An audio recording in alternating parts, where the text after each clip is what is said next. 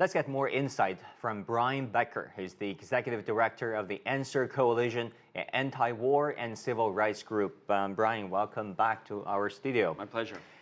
So what is this primary in Argentina all about? Well, this is a referendum. All Argentinians between the age of 18 and 70 are legally obliged to vote. So we'll know in the run-up to the October 27th national election how they feel. Will they continue to stay with Macri, who has implemented a neoliberal sort of pro-IMF policy? He took that $57 billion loan. The collateral for that loan was to do away with a great number of subsidies and services for working class and poor people. The consequences, very high unemployment, 10%, inflation in the double digits. I mean, that's putting it mildly. So this is a referendum on Macri and Fernandez. The two Fernandezes, who have been a longtime political combination, are back.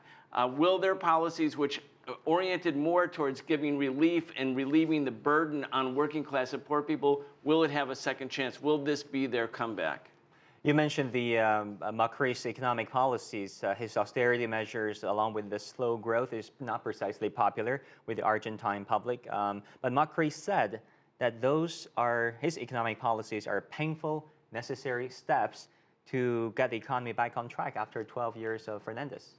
Well, what really got the economy off track was not Fernandez. The economy got off track because of the 2007-2008 global economic meltdown. That was caused by Wall Street. That was caused by Wall Street banks, their greed, their corruption. They got bailed out. But all of these governments, especially in emerging markets, Venezuela, Brazil, Argentina, they went down. And of course, the progressive governments that led them at the time were held responsible as incumbents.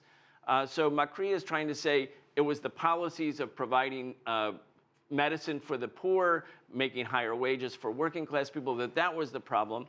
In fact, that was not the problem from my point of view. The problem really has been that Argentina cannot escape the global economic downturn of a decade ago. And what Macri is basically saying is the poor will pay the entire burden. It will be on their shoulders. And Fernandez, both of them are saying, no, we must go back to a policy for social justice.